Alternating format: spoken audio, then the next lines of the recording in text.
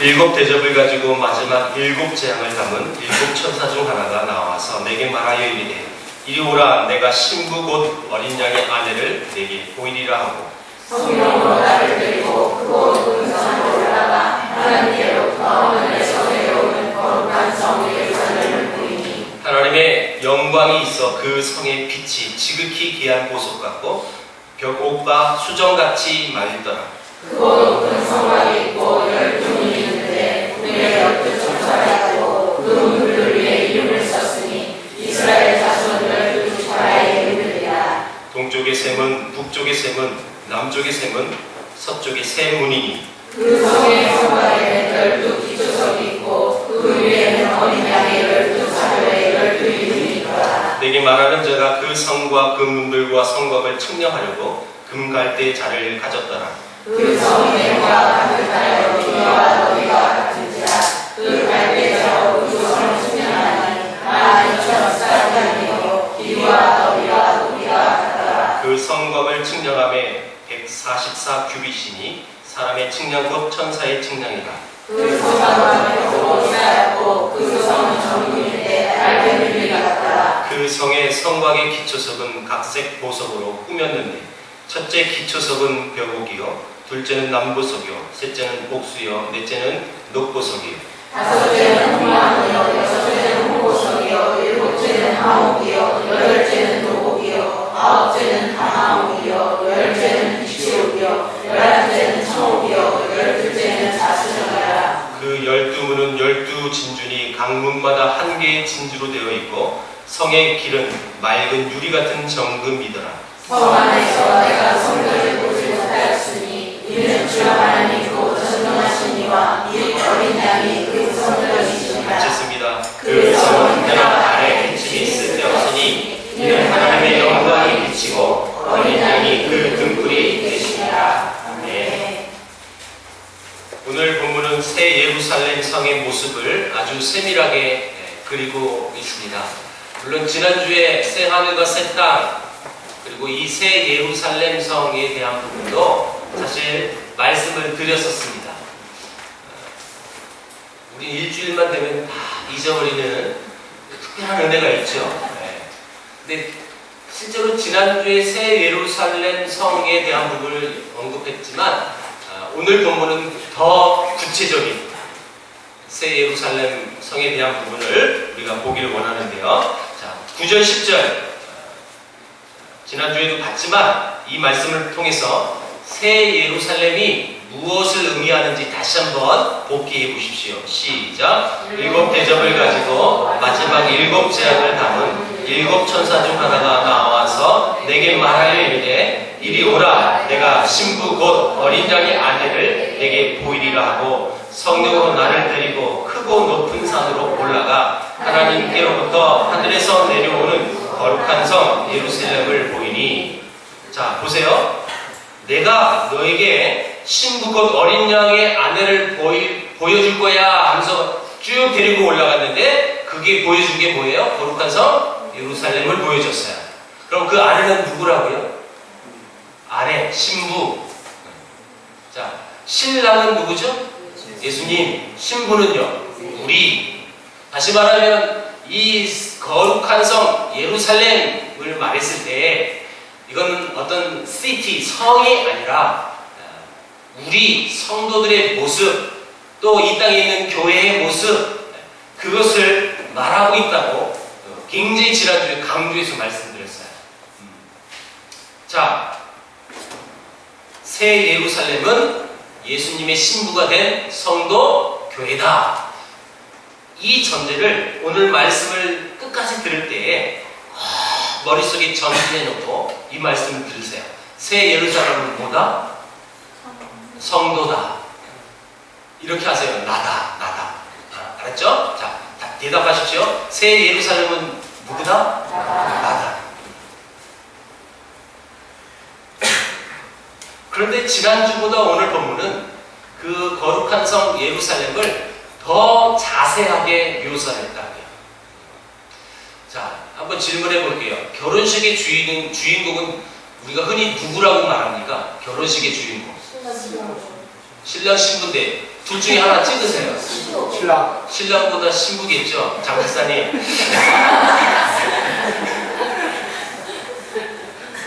장창호 목사님은 굉장히 유교적인 생각을 갖고 계셔요. 예. 눈치껏 이럴 땐 신부해야지 사랑받죠. 그리고 흔하게 전 빼고 우리 다 신부로 알고 있잖아요.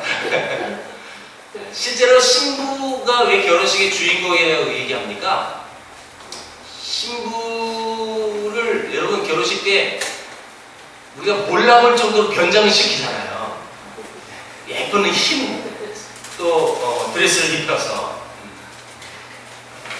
그래서 실제로 우리가 결혼식의 주인공은 신부다 얘기해요. 예쁘게 치장해서. 남자들은요, 저도 결혼식 때 뭐 화장품 하나도 안 바르고 있어요. 그냥 있는 그대로 가서 결혼식 했는데, 결혼식 갔더니 나랑 산 여자를 봤더니요, 너무 이상해요. 너무 변해 있어요.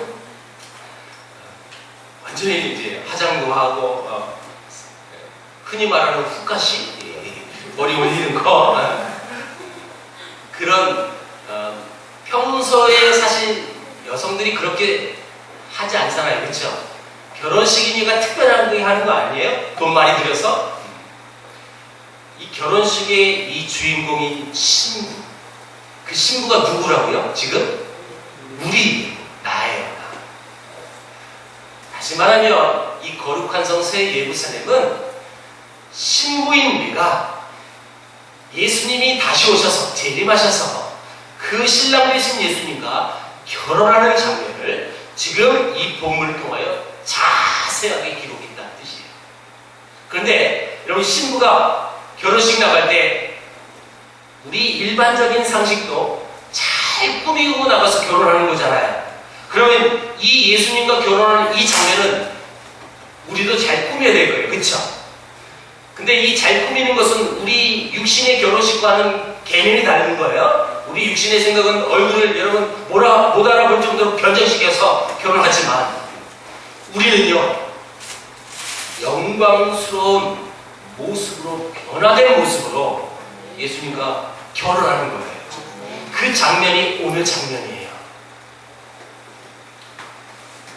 그래서 이 요한계시록 21장의 말씀을 근거로 하여 오늘날 또 수많은 과거 시대에도 나 천국 다녀왔다, 그래서 천국은 이렇게더라 저렇게더라, 이런 말들이 굉장히 많이 있어요. 사실 오늘날도 있어요. 그쵸? 저는 어디까지 믿어야 될지 참 고민스러워요, 목사로서. 그렇다고 그 하신 말들을 다 거짓말이라고 또 치부하기도 너무 그렇고, 도대체 천국을 다녀온 사람들이 그 천국 본 모습을 우리에게 설명할 때 우리는 어디까지 받아야 될까? 여러분 그런 고민 없으셨나요? 오늘 말씀의 근거를 통해서 이 부분이 확실히 매듭됐으면 좋겠어요. 무슨 얘기냐면, 여러분 보통 천국 다녀온 사람들의 모습은, 이 이야기는 오늘 본문처럼 무슨 이름도 알 수가 없는 막 보석으로 치장돼 있고 금은 뭐하러 이게 천국이었다. 그래서 많이 설명해요. 먼저 결론부터 드립니다. 여러분, 이 천국, 거룩한 성 새 예루살렘이라고 말하는 그 자체는 누구라고 했죠? 제가 이 힌트 주잖아요, 제 손으로. 나예요, 나. 여러분, 이 모습이 우리 지금 우리의 모습을 묘사한 거지, 천국, 어떤 가시적으로 보여지는 어떤 건물, 그런 모습이 아니라는 거예요. 이걸 전제로 가십시오. 그러니까 오늘날 천국을 다녀왔는데 어떻더라, 그 말을 잘 구별해서 우리가 걸러 들으셔야 돼요. 다만 이 땅에 살아가는 거룩한 신부로 살아가는 우리가 예수님을 만나, 재림하신 예수님을 만나 이제 궁극적으로 결혼하는 그 모습을 지금 거룩한 성 예루살렘이라는 이미지를 하나님이 사용하셔서 우리의 모습을 이렇게 묘사하고 있다. 이 전제를, 이 사실을, 이 진리를 여러분 반드시 머릿속에 기억하십시오. 그러면 이상하게 말하는 천국이 어땠다더라 그런 말에 잘 구별이 될 수 있어요. 이 새 예루살렘의 성을 통해서 어떤 건물이 아니라 성도들이 누릴 영광을 볼 수 있는 장면을 지금 잘 표현하고 있는 본문이 오늘 본문입니다. 그렇다면 자, 사실 이 모습은 현재 이 모습을 우리가 살진 않아요. 무슨 얘기인지 아시겠습니까? 지금 이 성경에 묘사했던 그 영광스러운 그 신부로서의 모습은 사실 재림하신 예수님을 만났을 때 이루어지는 사건이에요. 앞으로 이루어질 거라는 거죠. 자, 성도들이 이 영광스러운 이 영화의 모습은 여러분 어떻게 표현했느냐? 11절 이후부터 쭉 설명해놨어요. 그런데 아까 서론에 얘기했습니다. 그것을 설명하기 위하여 하나님은 거룩한 성 예루살렘을 이미지로 지금 이걸로 우리에게 설명하고 있다는 거죠. 그래서 이 성의 크기와 또 어떤 모습으로 지어졌는지를 그것을 설명하고 있는데, 자, 분명히 이것 우리라고 전제했어요. 우리지만 그 우리라고 대변할 그 천국, 그 하늘나라는 어떤 모습일까 한번 보겠습니다.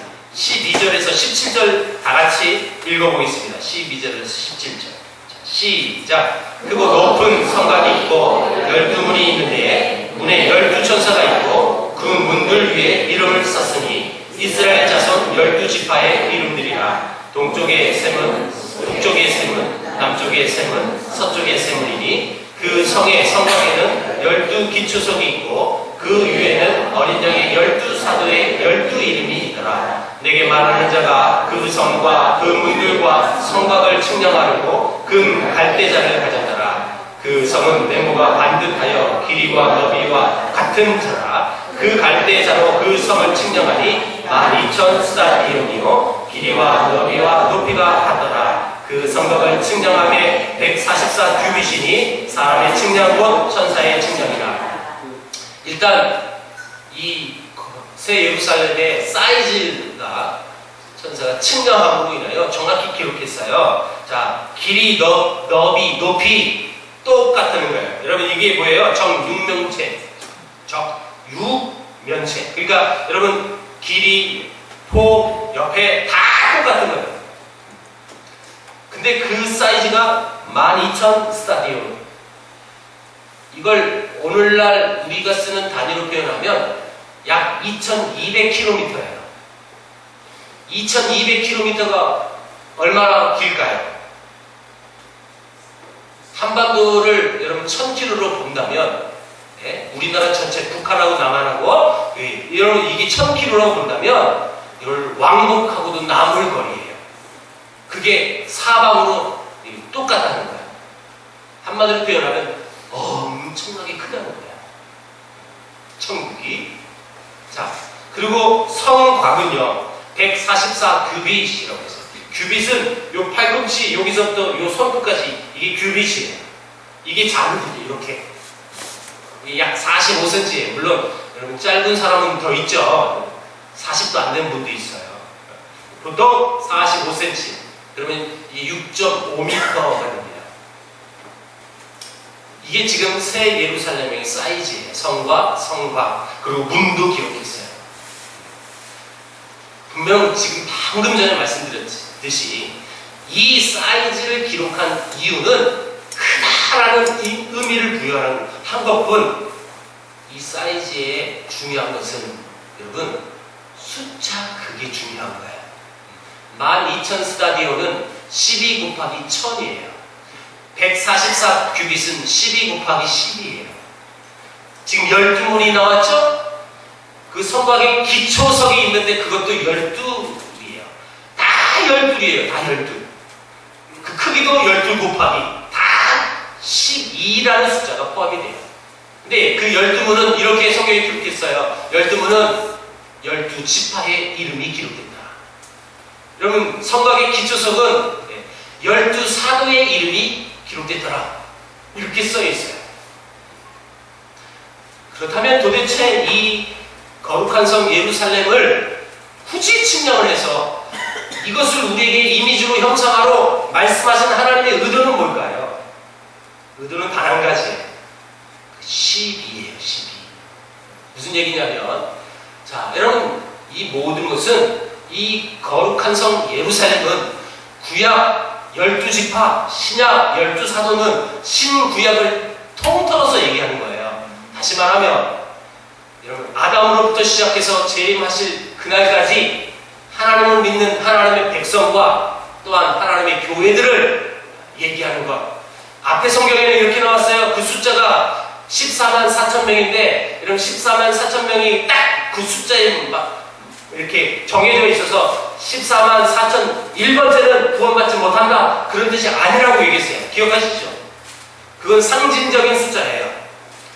이를테면 구약부터 신약에 통틀어서 하나님을 믿는 하나님의 백성들과 교회들, 그런 의미를 지금 부여하고 있는 게 바로 이 성과 성곽의 사이즈, 그 측량해야 했던 이 의미를 여기에 쓰고 있는 것입니다.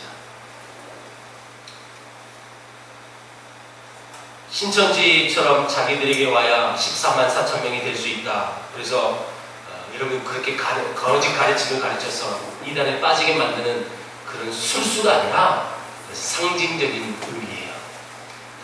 다시요. 그러면 거룩한 성 새 예루살렘은 나라고 했어요. 우리라고 했어요. 그렇죠? 근데 이건 나만 포함된 게 아니라 구약 때부터 신약 때까지 전 성들을 가리키는 거예요. 구원받은 백성들. 그리고 이 예루살렘의 재질이 뭔지 18절에서 20절을 기록하는데 눈으로 따라오세요. 그 성곽은 벽옥이고, 자, 그 성은 정금이군데 맑은 유리 같아요. 그리고 19절 그 성의 성곽의 기초석은 각색 보석으로 꾸몄는데, 첫째는 기초석 벽옥, 둘째는 나무석, 셋째 쭉, 넷째 12번째 자수정이다. 자, 한마디로 표현합니다. 지금 이 새 예루살렘 성 그 재질은 각종 보석이다. 네, 각종 보석. 근데 여러분, 나는 이렇게 보석이 이름이 이렇게 많은지 요한계시록을 보고 알았어요. 뭐 이렇게 많아요? 그럼 이 12보석에 한 개의 의미가 있을까요? 아니에요. 전혀 이 한 개의 보석의 의미를 부여한 게 아니라, 이것도 이게 포인트는 뭐냐? 12이에요. 12.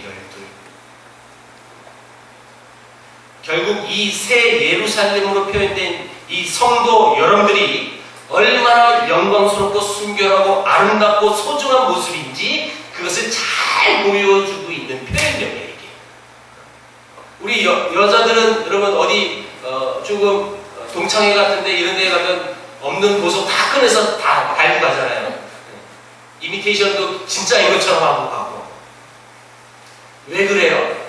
여자들의 특징이 왜 그렇습니까? 과시하고, 나 이렇게 살아 이것들아, 나 무시하지 마, 이런 뜻이죠. 맞죠? 그러면 한번 생각해 보세요. 그러면 진짜 여러분, 나는 보석 안 하고 갔는데 내 친구가 그렇게 잔뜩 칭찬하고 왔어요. 이뻐 보입니까? 솔직히? 물론 남편한테는 이쁘다고 해서 어떻게든 뜯어내겠죠. 나도 사달라고. 여러분, 이 모습이 이 거룩한 보석으로 기록되어지는, 또 치장되어지는 우리의 모습이라고 표현했지만, 그것은 실제로 이 땅에 말하는 어떤 금은 보석, 그 보와 그런 의미로 쓰지 않았던 거죠. 여러분, 분명히 우리가 보석을 달고 이런 거 쓰면 뭐 아름답게 표현하는, 대변하는 말처럼 쓰이고, 또 아주 영광스럽게 이렇게 보여지는 모습이라고 말을 하는데, 도대체 무엇이 나를 그렇게 영광스러운 존재로 만들어줄 수 있느냐는 거예요. 도대체. 자, 11절 보세요. 11절은 같이 있습니다. 11절은 시작. 하나님의 영광이 있어 그 성의 빛이 지극히 귀한 보석하고 벽옥과 수정같이 맑다. 예, 하나님의 그 성은요 정말 귀한 보석처럼 보이고 벽옥과 수정같이 보였대요. 뭐가 있어서요? 하나님의 영광이 있어서. 결론적으로 얘기합니다. 성도의 영광은 어디서 나오느냐면 하나님으로부터 나오는 것입니다. 자, 여러분 이 벽옥이라는 단어는 여기에만 쓰여있지 않았고 4장 3절에도 쓰여있어요. 여러분 이 4장 3절에 이렇게 말합니다. 그때 보좌에 앉으신 이의 모양이 벽옥과 홍보석 같고 또 무지개가 있어 보좌에 둘렀는데 그 모양이 녹보석 같더라. 여러분 그 어린 양의 보좌, 그 보좌는 누군데요? 예수님이잖아요. 하나님이잖아요. 하나님의 보좌가 벽옥과 홍보석과 녹보석처럼 보였다. 근데 여러분 이 벽옥, 홍보석, 녹보석이 지금 다 여기 나왔단 말이에요. 지금 다시 말하면 그 성곽이 벽옥이라고 말하는 것은 하나님의 임재를 의미하는 거예요. 벽옥, 이렇게 지금 쓰여지는 것은 이 자체가 하나님의 임재를 상징하기 때문에 그 하나님의 영광으로부터 우리가 이렇게 영광스러운 존재가 될 수 있다는 말을 깔고 있다는 뜻입니다. 과연 우리 그리스도인으로서 우리의 영광은 무엇이고 또 우리는 무엇을 위하여 이 땅을 살아가야 합니까? 여러분 우리가 이 땅에서 이 땅의 영광을 위해 사는 자들입니까? 아니면 영혼을 위해 사는 자들입니까? 영혼을 위해 사는 자들입니다. 우리는 이 땅이 아니라 새 하늘과 새 땅을 바라보는 그런 자들이죠. 우리가 이 땅의 영광을 위하여 만약에 사는 존재라면 세상의 가치관으로 살아가야 돼요. 자식 잘 키워서 출세시키고 나 열심히 돈 벌어서 부자 되고 남부럽지 않도록 어떤 위치에도 올라가고 여러분 이런 마인드로 살아가는 것이 뭐예요? 이 땅의 영광을 위하여 살아가는 거 아니겠습니까? 자, 분명히 여러분들은 그렇게 확신할 거예요. 나는 이 땅의 영광을 위하여 사는 사람이 아니라고. 영혼을 위하여 사는 사람이라고 믿고 사는데 그렇다면 영혼을 위하여 여러분 믿고 살아가는 그 사람들은 어떤 의식을 가져가야 합니까? 이거 반대예요. 이 땅을 위하여 썩어질 것을 위하여 살아가는 사람들의 생각과 반대로 살아가야 하는 거죠.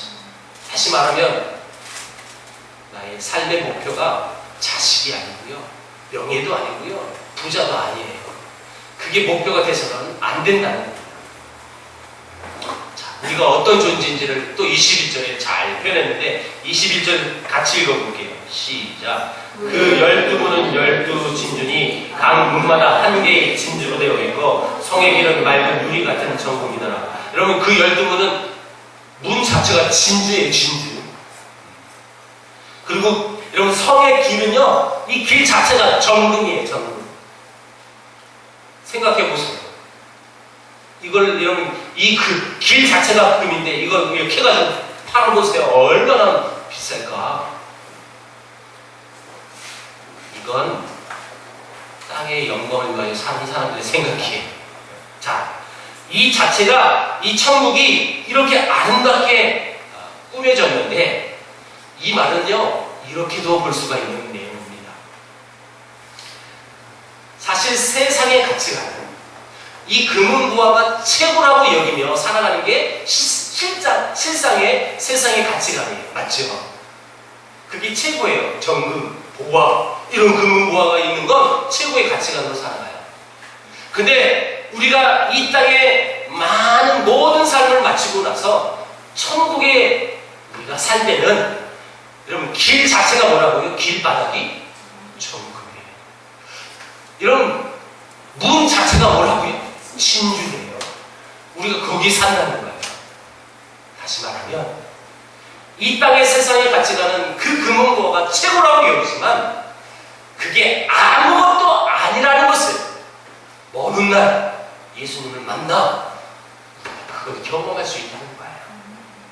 그렇다면 이 땅에 금은보화가 다라고 생각하는 그 세상 가치관이 나를 지배해서 만든다는 거죠. 왜요? 그 금은보화는요 내가 천국 가면 바닥에 깔려대니까요. 내가 그런 데 산다니까요. 천국에서 내가 그런 존재라는 거예요. 그러니까 이 땅에 나를 힘들게 하고 나를 또 하나님 앞에 온전히 신앙생활을 하지 못하도록 막는 그 세상의 가치관은 아무것도 아니니까 그냥 버려버려라 라는 그런 메시지로도 이것을 받아들일 수 있다는 뜻입니다.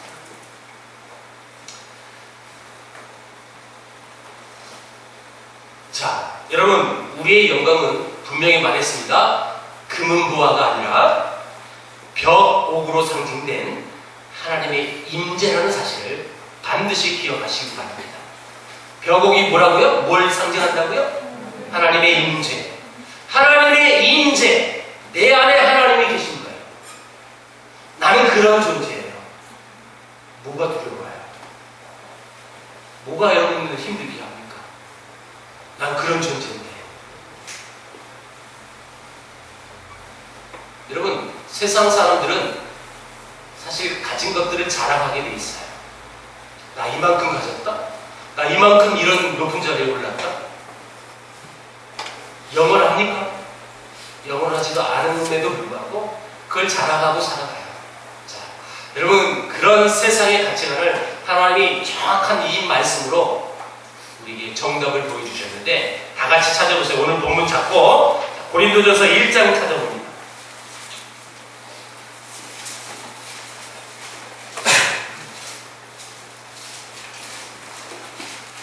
고린도전서 1장 27절부터 보겠습니다. 27절부터 31절까지 쭉 한번 같이 읽어볼게요. 시작. 그러나 하나님께서 세상에 미련한 것들을 택하사 지혜 있는 자들을 부끄럽게 하려 하시고, 세상에 약한 것들을 택하사 강한 것들을 부끄럽게 하려 하시며, 하나님께서 세상에 천한 것들과 멸시받는 것들과 없는 것들을 택하사 있는 것들을 택하려 하시나니, 이는 아무 육체도 하나님 앞에서 자랑하지 못하게 하려 하심이라. 너희는 하나님으로부터 나서 그리스도 예수 안에 있고, 예수는 하나님으로부터 나와서 우리에게 지혜와 의로움과 거룩함과 구원함이 되셨으니, 기록된 바 자라는 자는 주 안에서 자라라 함과 같게 하려 합니다. 우리 믿는 자들에게 큰 위로가 되는 말씀이죠. 지금 우리에게 이렇게 말씀하셨어요. 세상에 미련한 것들을 택하사 지혜 있는 자들을 부끄럽게 하고, 세상에 약한 자들을 택하사 강한 것들을 부끄럽게 하시고. 그래서 마지막에 이렇게 말씀합니다. 우리가 자랑할 것은 딱 한 가지가 있는데, 주 안에서 자랑해요. 주 안에서 자랑할 게 뭘까요? 내 안에 하나님의 임재하심을 자랑해야 하죠. 이거예요. 우리가 자랑할 건 이거밖에 없어요. 내가 이렇게 이쁜데, 내가 이렇게 지금 많이 가졌는데, 이거 자랑할 게 아니에요. 저도 회개해요. 내가 맨날 잘생겼다고 해가지고 회개합니다. 그건 자랑이에요. 자랑이 아니에요. 절대 자랑거리가 아니에요. 주 안에서 자랑하는 것은 그렇게 볼품없고 아무 조건 없는 그런 존재였는데, 그런 존재를 하나님이 택하시고 사랑하시고 내 안에 또 들어와 계셔서 하나님의 임재하심으로, 그래서 그것만 자랑할 수 있다는 거예요. 그런데 세상은 어때요? 주렁주렁 달면서 나 이렇게 잘 살아 이것들아, 그게 세상 가치가 아닌 거예요. 여러분들도 동창회 가서 꿀리지 마세요. 자랑하십시오. 내 안에 하나님이 있다. 이렇게. 네. 우리는 세상의 지혜, 강함, 그리고 가진 것을 자랑해서는 안 됩니다. 금이 아니라, 보화가 아니라 벽옥, 즉 하나님의 임재로 상징된 하나님의 영광이 내 안에 계시기 때문에 감사하고 기뻐하는 그런 존재 되시길 축원합니다. 22절, 23절을 보면 지난주에 이 말씀을 읽었어요. 다시 한번 읽어보겠습니다. 22절, 23절 시작. 성 안에서 내가 성전을 보지 못하였으니, 이는 주 하나님 곧 전능하신 이와 및 어린 양이 그 성전이심이라. 그 성은 해나 달에 비침이 쓸데없으니, 이는 하나님의 영광이 비치고 어린 양이 그 등불이 되심이라. 지금 여러분 새 예루살렘에 올라가 요한이 뭘 보지 못했다고 말했죠? 성전을 보지 못했대요. 그 이유를 곧바로 썼어요. 이는 성전이 없는 것은 하나님 어린 양이 그 자체가 성전이기 때문에 성전이 보이지 않더라, 이 얘기를 했어요. 지난주에도 말씀드렸고요. 하나님 예수님이 성전 그 자체세요. 그 본질이세요. 다시 말하면 천국에 올라갔더니 천국엔 더 이상 하나님을 만날 수 있는 그런 성전 같은 가도들은 어떤 건물 형태가 있을 수 없다는 거예요. 왜요? 하나님 자체, 예수님 자체를 지금 대면에서 보고 있는데 뭐하러 성전에서 그 하나님 만나러 가요? 그럴 필요조차가 없다는 거예요. 그리고 또 하나가 필요 없대요. 23절 보세요. 또 하나는요, 해와 달의 비침이 쓸데없다. 왜요? 이는 하나님의 영광이 비치기 때문에 그렇다. 여러분, 해, 달, 그리고 지금 우리 교회 안에, 우리 교회에 있는 이 등은 비싼 등이에요. LED 등이에요. LED. 천국에는 이 좋은 LED 등이 필요 있다, 없다? 없다는 거예요. 왜요? 하나님의 영광이 비치기 때문에 하나님 자체 발광이세요. 그래서 빛, 다른 인위적인 자연적인 빛조차도 아무것도 필요 없다. 이게 천국이다. 성전도 필요 없고 해와 달도 필요 없을 만큼 하나님과 어린 양 예수 그리스도께서 우리의 모든 필요를 아시고 그 모든 것을 인도하시는 하나님이라는 것입니다. 오늘 본문이 새 예루살렘에는 성전이 없다고 한 가장 큰 이유 중에 하나는 하나님 아버지 주 예수 그리스도를 대체할 수 어떤 것도 그를 대신하여 대처할 것이 없다라는 것을 지금 잘 보여주고 있는 장면입니다. 여러분, 완성된 구원의 모습인 이 새 예루살렘 성은 오늘 우리들에게 어떻게 살아가야 하는지 또 말해주고 있는 장면이기도 합니다. 그것이 뭘까요? 그것은 너희 마음과 너희 삶을 세상의 금이나 보석으로 채우지 말고 너희 자신 자체가 영광스러운 존재가 되어라. 그 메시지가 여기 내포되어 있는 거예요. 우리가 그런 존재예요. 다시요. 자, 여러분, 이 거룩한 성 새 예루살렘은 우리라고 했어요. 근데 이 우리는 언제 이런 모습으로 변화된다고요? 예수님 만날 때, 재림할 때 이런 존재로 살아가는데 아직 그런 모습으로 완성체로 이루어지지 않았어요, 우리가. 그러니까 앞으로 분명히 그렇게 될 건데, 그렇다면 그 근거를 통해서 아직 되지 않은 우리 구원받은 우리들은 이 땅을 어떻게 살아가야 되느냐? 금은 보화가 다인 것처럼, 그래서 그 세상 가치관으로 세상 모든 사람이 살아가지만 너는 그렇게 살아가지 말고 너는 하나님의 영광으로 살아가라. 너 자체, 너 자신 그대로가 하나님의 영광이, 하나님의 임재가 있으므로 넌 영광스러운 존재다. 이렇게 지금 말하고 있는 거예요. 세상은 보석을 자랑하고 금을 자랑하지만 우리는 그 자체가 보석이고 우리는 그 자체가 정금이에요. 왜요? 여러분, 우리는 바닥에 금을 깔고 산다니까요. 물론 오해하지 마세요. 아, 천국은 그런 거구나. 그게 아니라고 그랬죠? 네, 그 모습이 우리라고. 우리가 그런 존재야. 얼마나 큰 위로의 말씀입니까? 어떻게 그게 가능할까요? 내 마음과 삶을 예수 그리스도로 가득하면 그렇게 살아갈 줄 믿습니다. 하나님 아버지와 주 예수 그리스도에게 내 마음의 벽을 내주면 그렇게 살아갈 수 있다는 것입니다. 그러면 주님은 우리들에게 성전이 되시고 그 주님은 우리들에게 해와 달이 되시는 겁니다. 우리 마음과 삶이 벽옥 같은 주님으로 물들어진 삶을 사는 것이 성도의 영광인 것인데 그 영광된 삶, 그 순결된 삶, 그 아름답게 사라지는 그 삶을 저와 여러분들이 살아가길 주의 이름으로 축원합니다. 기도하겠습니다. 하나님 감사합니다. 어찌 우리가 이런 영광을